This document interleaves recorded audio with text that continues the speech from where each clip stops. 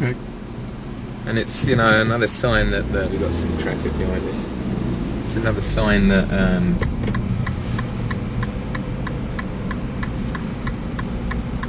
the Fulton Market District is becoming less and less market and more clubby and barry and even residential. I mean, I guess some people don't mind living amongst the forklift drivers and fish smells.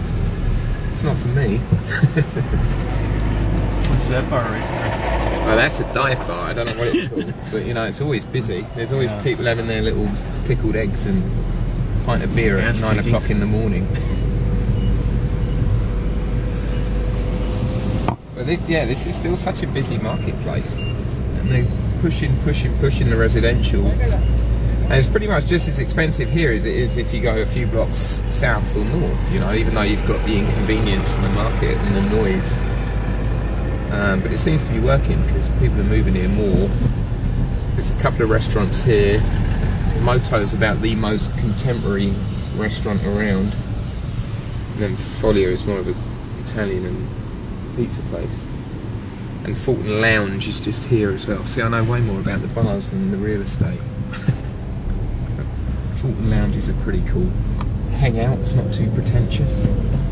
But here is some of the new stuff that's built in the last 2 years. These are all single families with a commercial storefront, pretty much. But as you can see, that's kind of a dentist or a dermatology place. But these are all now sold, I believe. Some of them took a year or more to sell, but they all went for between $1 million and $1.5 million. Wow.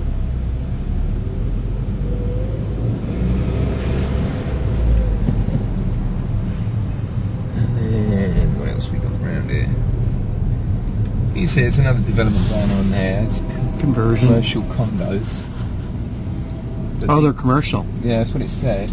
These are, I think, about 3 years old. No brand new condos on the right. So still the majority is commercial and office and warehouse, but the relationship is changing. There's more and more loft stuff and brand new stuff coming. There's lofts to our left, 215 Aberdeen, that have been there for at least 10 years, I want to say.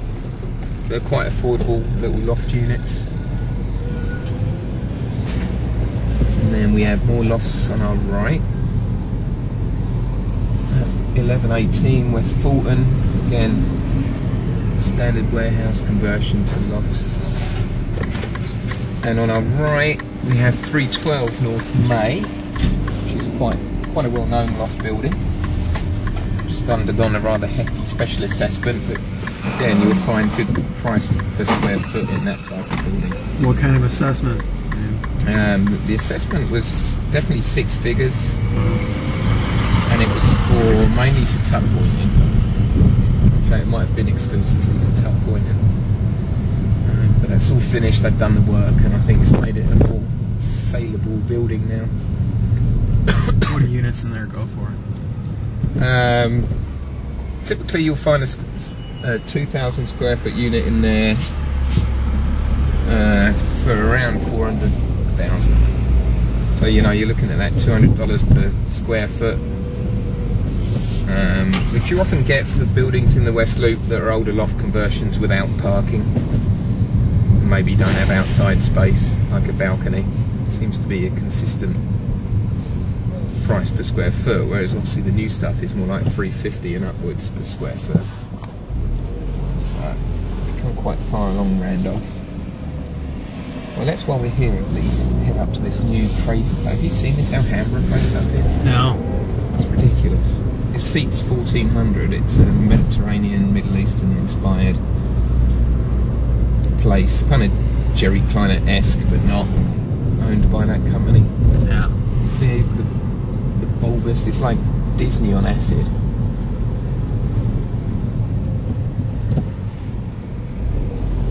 It's absolutely huge, right next to the erotic warehouse, so it's convenient, you know, you can have a falafel and then go and get a porn movie.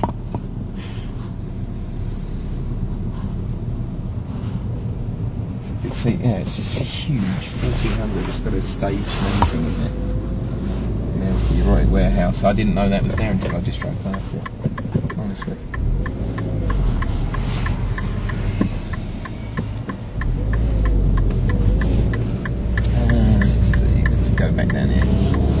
the other restaurants along Randolph are more established.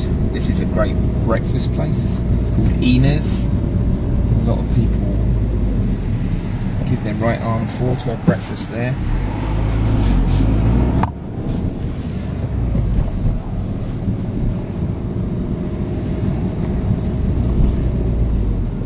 There's still a few empty spots along Randolph. It's, you know, developed again as it is here. It's pretty much dominated by commercial. There's very little residential along here. So but there's still a few wholesale markets and things that could be converted to restaurants, and slowly but surely. It's happened in a pretty short time, though. It seems like. I mean, yeah, I don't know when Marche and those kind of restaurants opened. I think they were the first to come this far west along Randolph. But I think I'm pretty sure it's in the last 5 or 6 years. And they were really out on their own for a little while. And now it seems everyone wants a restaurant down here.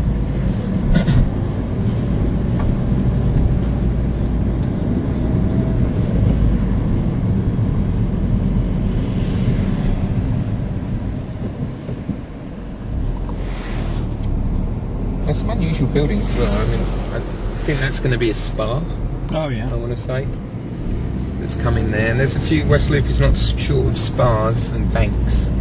We seem to have them on every single corner. There's an old furniture gallery that went out of business there that would make an interesting conversion, I'm sure, if it was built on the top. This is 1000 West Washington on the right, which is one of the premier loft buildings in the West Loop. One of the first conversions, real desirable building. It has a selection of different floor plans over 1, 2, 3 and even 4 levels sometimes. And it also has the coveted garage parking that a lot of loft buildings lack.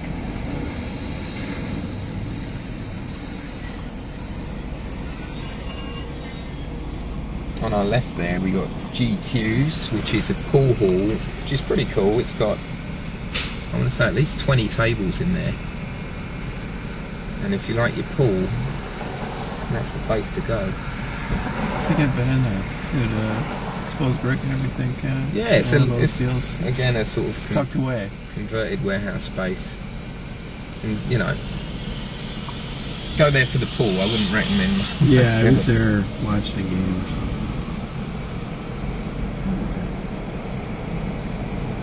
something. Wasn't a destination, that's for sure. Right, it's somewhere to go when you kind of, I don't know, you've run out of ideas and it's raining or something. So you got, yeah, the Aroma is a noodle place, and then more and more little businesses popping up along here next to the banks. You still have various food and paper supply places. And then around here is where we start to see a few more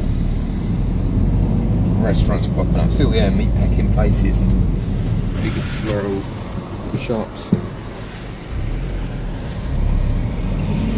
we have a very nice Mexican Perez. Yeah. Although it closes at 8 in the evening, which always annoys me because I'm never ready to eat before then. And then Marche, one of the most established restaurants in the West Loop, and its sister on the opposite side of the street, Red Light, which is another Jerry Kleiner restaurant.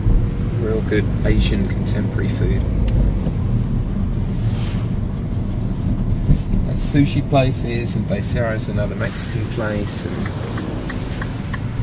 then you've got a cocktail bar right here, which seems to change its name every year. What's that, Extra Virgin? Extra Virgin, yeah. Yeah, what was there last year?